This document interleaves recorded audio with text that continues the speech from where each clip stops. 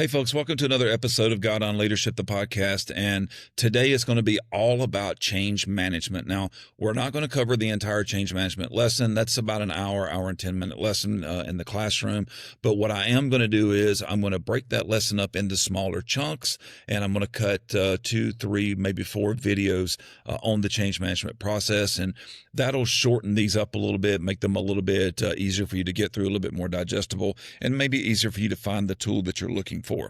But today is going to be about change drivers and starting the change process. And starting the change process is one of those areas I think that we could all use a little bit more improvement in. And that's why I chose that today. So the first thing I want to start with, though, is change drivers and where change comes from and how it's categorized, and then why that's important to you and your team. So change comes from a lot of different places, and it comes in a lot of different forms. And as it comes down, it can be categorized into one of 2 areas, either internal or external. And internal change is change that you choose. You're the one that's deciding what the change is. And that could be anything from changing the schedules to the different personnel and different shifts and managers, or whatever thing it is that you're rolling out at your level that you have control of. Now, the other change is external, and external change is change that's given to us. We don't necessarily get to choose it.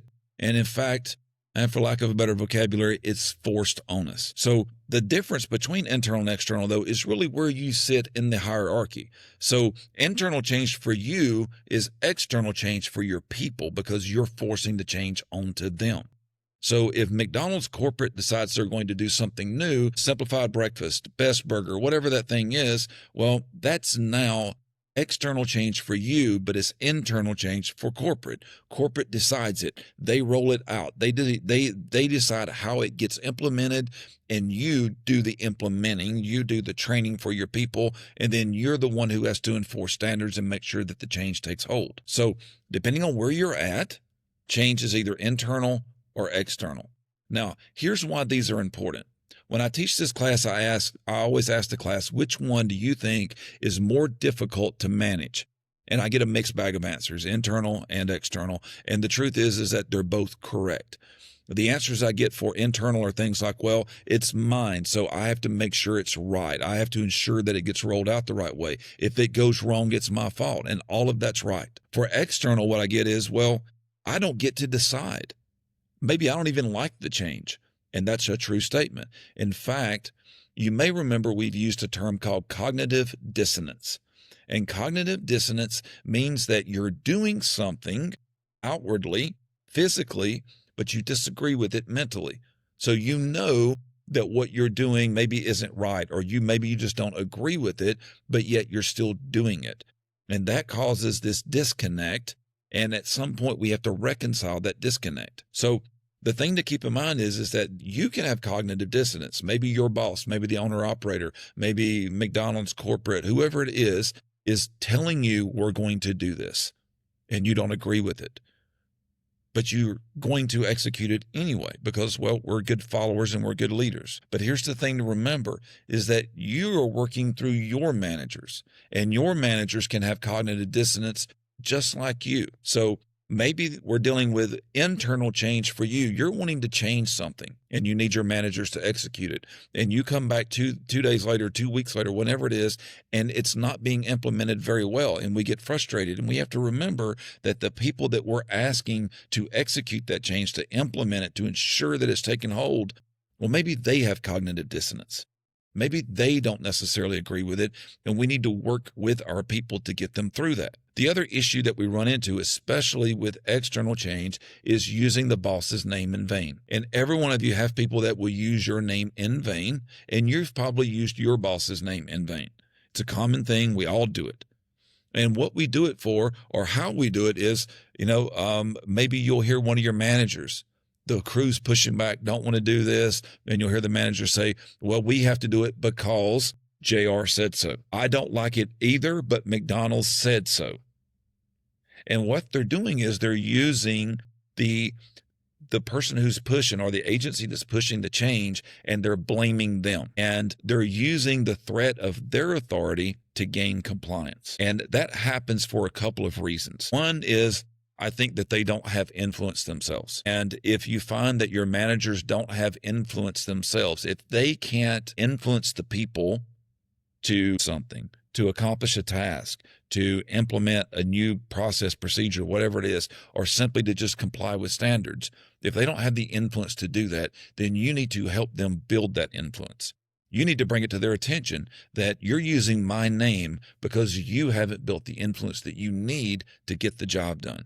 And as a leader, you have to have the influence to gain followership from your people. The second thing that I find is a lack of confidence. And a lack of confidence can come from lots of different things. It could be self-esteem, it could be education, it could be communication capabilities, whatever it is. Maybe people aren't confident in what they're doing and how they're rolling the change out, or how they need to present the change to their people. So we have to help our people build confidence as well, just like we have to help them build influence. So if you have somebody that isn't confident in what they're doing, maybe they don't understand it very well themselves, but yet they have to ensure that other people are doing it. That becomes very hard. Maybe they don't have the confidence in presenting it or communicating it to the team, and we owe them a better plan, a better rollout. And that's what we're going to transition into in just a minute, is how to start the change.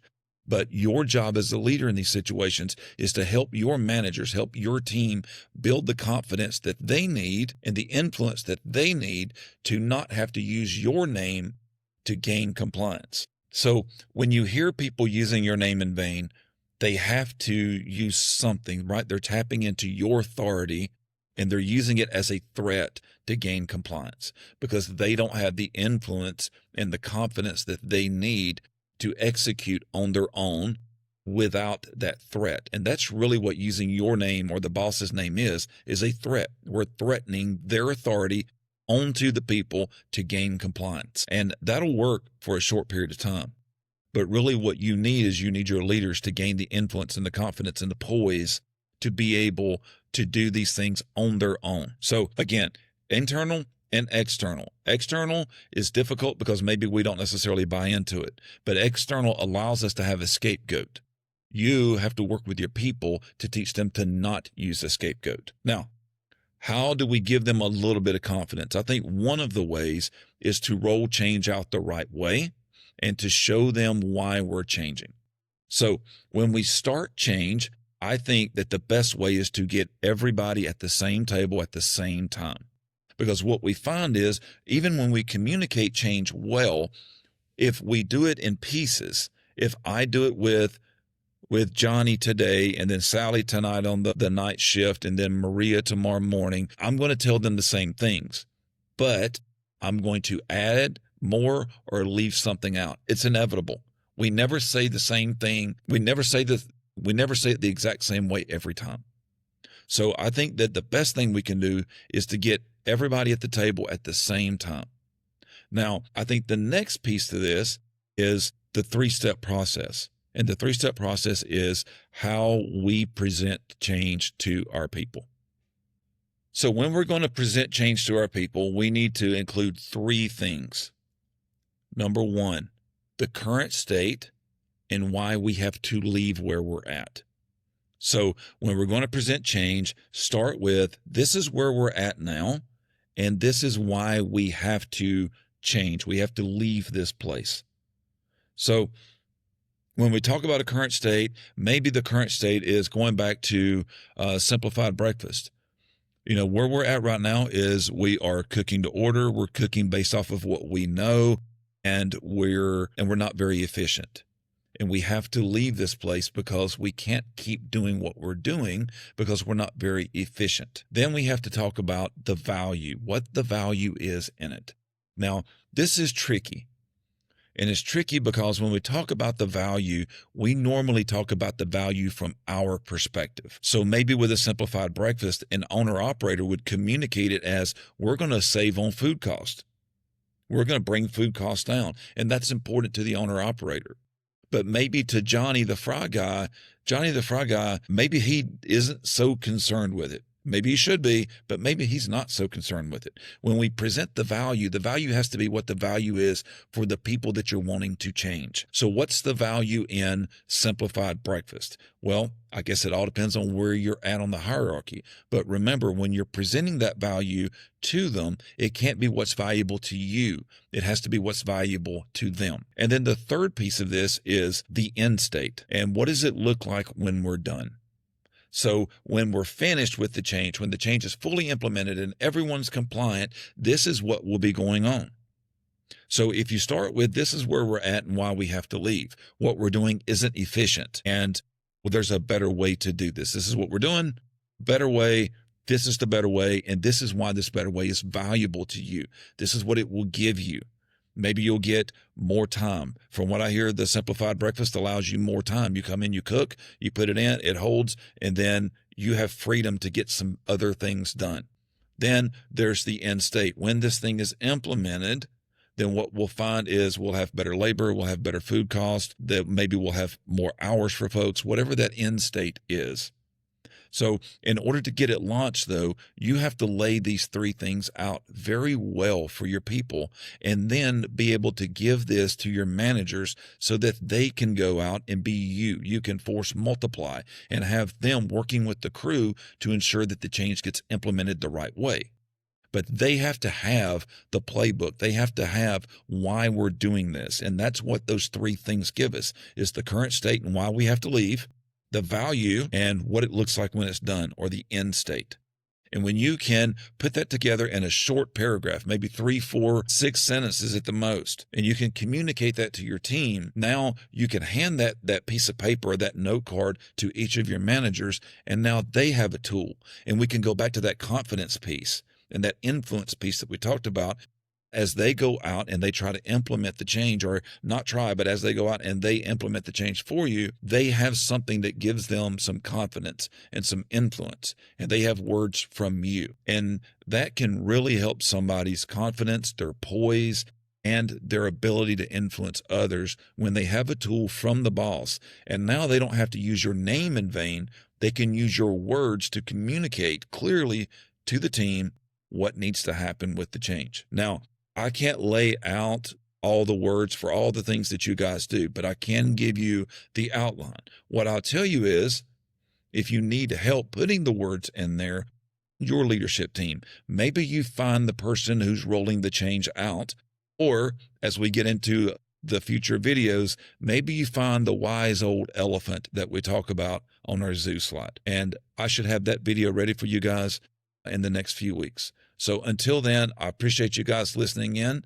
to Guidon Leadership, the podcast, and hopefully we've given you a couple of good tools to use to help with some of this change management.